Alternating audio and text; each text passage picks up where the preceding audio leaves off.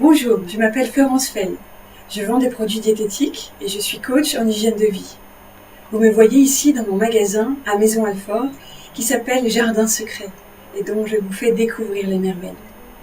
Dans une précédente vidéo, je vous ai présenté comment changer votre alimentation à l'aide de l'épeautre non hybridée. Aujourd'hui, vous allez apprendre à préparer vos repas et à manger en conscience. En théorie, nous mangeons pour avoir de l'énergie, mais c'est de moins en moins vrai. Nous avons tendance à abuser de la nourriture, à manger trop de diverses façons. Trop salé, trop gras, trop sucré, tandis que d'une manière générale, notre alimentation est carencée. Nous ne préparons plus nos repas. Pour gagner du temps, nous recourons à des plats préparés ou congelés, mais qui n'ont plus d'énergie vitale ni de vitamines. La vie active et stressante dans laquelle nous sommes plongés a changé notre comportement face à l'alimentation.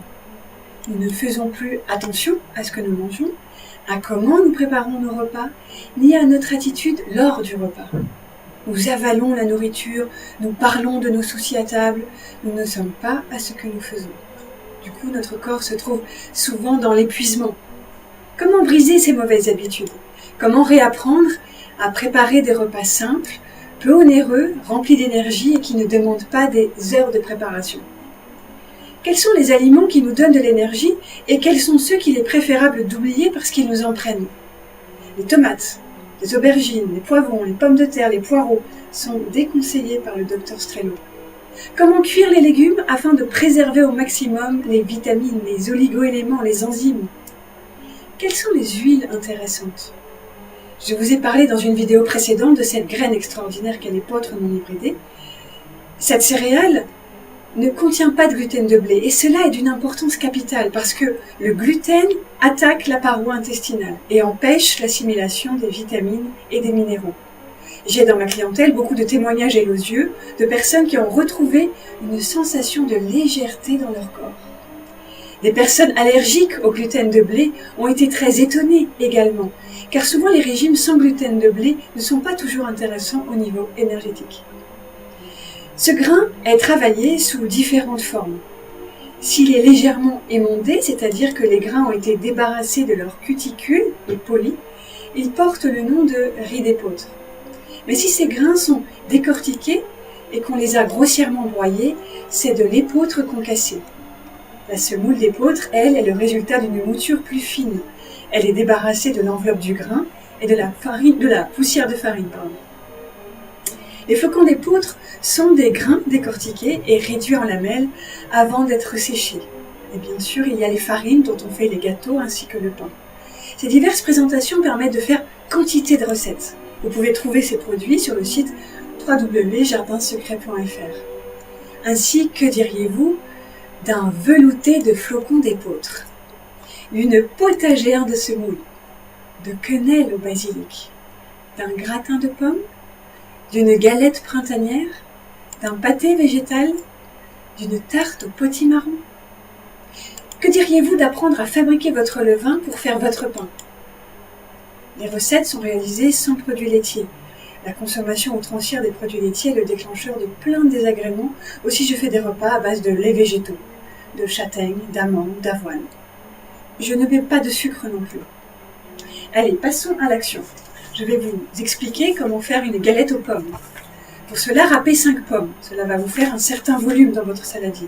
Ajoutez la même quantité de flocons d'épeautre non hybridés. Un peu de cannelle, 5 cuillères à soupe d'amandes en poudre, une poignée de raisins secs. Vous mélangez à la main, puis vous huilez votre moule à tarte et déposez le mélange dans votre plat. Vous pouvez garnir d'amandes émondées sur le dessus pour la décoration et le calcium. Mettez au four thermostat 175 degrés et faites cuire une demi-heure. Laissez tiédir. Vous pouvez servir avec une purée de framboise sans sucre. C'est délicieux. Le lendemain aussi. Un autre aliment intéressant, ce sont les algues. Les algues sont des aliments favorables à l'équilibre acido-basique du corps et à la détoxination du sang grâce à la chlorophylle. Elles contiennent du calcium fixateur. Elles sont riches en fer, donc intéressantes pour l'équilibre sanguin. Je vous apprendrai à faire des tartares d'algues légers aux notes délicates d'orange, de citron et de gingembre. Préparer ses repas en étant rempli d'attention, se laisser inspirer par la couleur, la forme, prendre conscience, préparer avec soin la nourriture. Apprendre à manger en étant présent.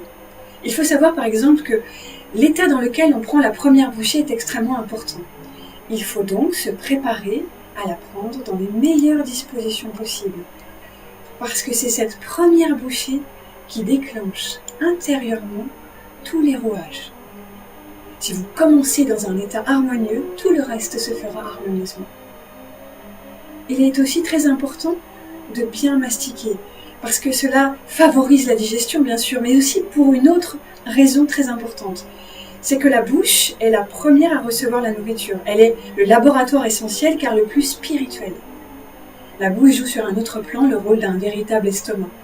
Elle absorbe les particules subtiles de la nourriture, les énergies les plus fines et les plus puissantes. Tant que nous ne mangeons pas en conscience, il reste toute une partie de la nourriture que l'organisme ne peut pas transformer, parce qu'elle ne vibre pas en harmonie avec lui. Et cette matière qui s'accumule entrave les fonctions du corps. Il est extrêmement important de savoir manger. En général, on s'imagine qu'il est nécessaire de beaucoup manger pour être en bonne santé et avoir beaucoup de force. Pas du tout, et même au contraire. En mangeant beaucoup, on fatigue l'organisme, on entrave et bloque tous les processus digestifs, ce qui entraîne des surcharges, des dépôts inutiles et impossibles à éliminer. Vous raccourcissez votre vie en mangeant trop. C'est la faim qui prolonge la vie. Ne sortez jamais de table rassasiée, sinon vous serez lourd et pesant, comme vous pourrez facilement l'observer. Il y a bien d'autres conseils que je pourrais vous donner en coaching individuel ou au cours de mes ateliers. Luxola, j'ai mis sur pied une formation brève de 4 modules sur les fondamentaux de la vie saine à destination des thérapeutes et de mes clients les plus avancés qui veulent radicalement changer leur vie. J'espère néanmoins que ces premiers conseils vous seront profitables malgré leur brièveté. Dans la prochaine vidéo, je vous donnerai 3 pratiques de désintoxication du corps à mettre en œuvre parallèlement à votre nouveau régime alimentaire. À bientôt, n'hésitez pas à me laisser vos commentaires. Merci.